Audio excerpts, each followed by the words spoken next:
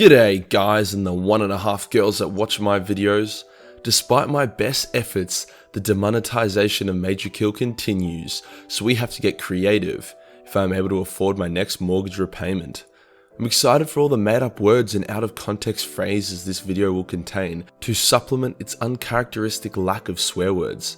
I would also like to state for the record that Timmy is a 30-year-old mentally challenged man, not a child, so any harm that does come to him during this video is not child abuse. To also avoid copying a $42,000 Vine by the new copper laws, I'd like to state that this video is not made for kids. It's also apparently not made for women either, but that part's irrelevant. You know, YouTube is pretty cooked when they demonetize adult content, but if you don't make adult content, you're in danger of getting fined $42,000 for child content.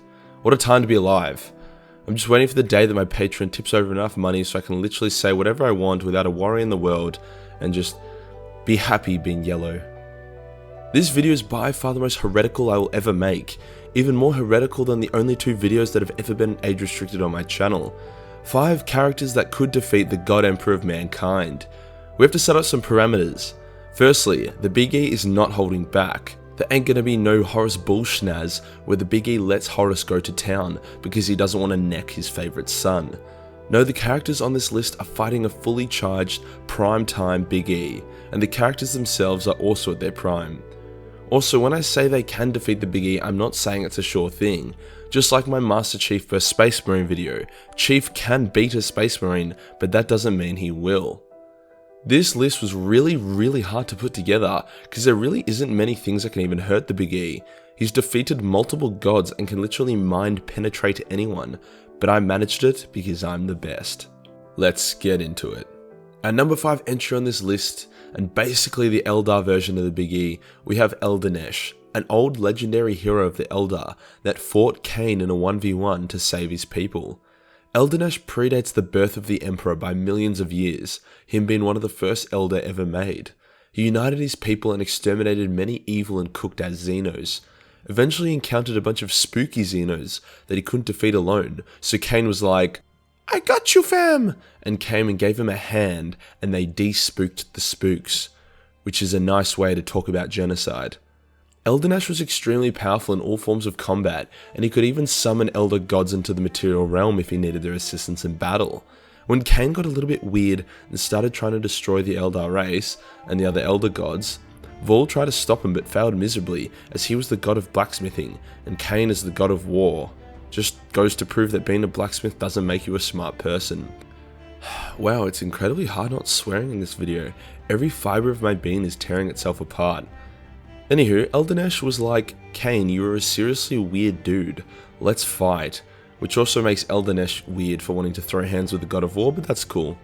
I guess Eldanesh saw into the future how many times the avatars of Khaine would get wrecked by everyone and their dogs, and he thought he could handle it. Despite his best efforts, Eldanesh definitely could not handle it, and after a good fight, was completely emascerated. This was fine though, as Khaine had broken the rules and directly killed a mortal, enraging a Saurian and causing him to curse Khaine. From that day onwards, Khaine's hands drip with blood to remind him and the Elder of the crime that was committed. Although, if I was a god of war, I'd be pretty stoked that I had this cool new bleeding aesthetic, so not sure if he really cared about it. This story of Eldanesh has a few variations, with one of them being that Khaine just straight up murders Eldanesh for refusing to allow Khaine to infest his soul. But either way, a mortal who stands up to the god of war is someone who can give the Big E a run for his money. Next on this list we have the most powerful stand in existence, the Void Dragon. Whilst the Big E did overcome the Void Dragon, it is likely that it was only a shard of the dragon. The Void Dragon was scattered and beaten by the Necrons just like all the other stand, hence why the Big E was able to put it into a coma. The pre-sharded Void Dragon was one of the most powerful beings in the galaxy during the War in Heaven. This is a period of time where gods walked among mortals and crocs were a thing, so that's saying something. The Void Dragon was by far the most destructive stand and had the power to create virtually unkillable warriors that shit out lightning. Pretty dope. He also taught the Necrons how to build the pylons which would slowly seal off the warp from real space. There isn't a whole lot of definitive lore regarding the Void Dragon, so a bit of reasonable theory crafting comes into play. We know Vol created the Blackstone fortresses purely to kill Stan with, especially the Void Dragon. hence it seems like the fortresses were used on the dragon and were able to wound it or break off a couple shards. Either that or the Necrons just did the equivalent thing with a green laser beam. The wounded dragon saw that his days were numbered due to the Necrons pulling the old betrayal gag, hence fled to Mars to hide. If the Big E had encountered the Void Dragon at full uncharted strength, I don't think he would have been able to overcome it. All the godlike psychers of the old Eldar Empire couldn't beat it, so I'd be surprised if the Big E could. Next up, we have the greatest current threat to the entire galaxy, the Tyranid hive mind. Now before you're like, what the brah? Hear me out. I'm not saying the Big E has to fight trillions of Tyranids while the hive mind plays with itself in the corner. This situation is more based on the hive mind manifesting its combined power into a tangible form, like the Sword Lord, but not completely sucky. The hive mind has the power to dim out and even cancel the warp, so the Big E would struggle to use a lot of his power against it. This combined with the hive mind's extreme adaptability would make for one hardcore godlike enemy. The Tyranids will most likely end up eating everything in the end anyway, as you know, it suggests that they have basically devoured most of the universe already. They're literally just about to gang cuddle the Milky Way really hard. Again, we're still learning about the nature of the hive mind, but in a straight up fight between the two legends, I can't confidently say that the Big E would win. Down to the second last entity, and most likely to end up wrecking the Emperor, we have the Old Ones, and by extension of them, the Gods of Chaos. The Old Ones were extremely advanced psyker space toads that went around creating life. While they personally were very bad warriors, they were extremely good at creating warriors to fight their woes for them. They made the Eldar, the Kroorks, mankind, and others in their war against the Necrons. It was the Old Ones who also created the Realms of Chaos, although it was an accident. The Gods of Chaos were spawned directly from the Old Ones, and they were very close to extinguishing the fire that is the Daddy E. Unfortunately, the Gods of Chaos are made of pure warp energy and cannot yet enter the material realm, so a boxing match between Khorne and the Big E is unlikely. In saying that, however, it is often stated that the Big E in his current super skeletal state is greater than the Chaos Gods individually but not combined. This is due to him being collectively preyed to feverishly by trillions of people, while also simultaneously chowing down on thousands of psychers every day.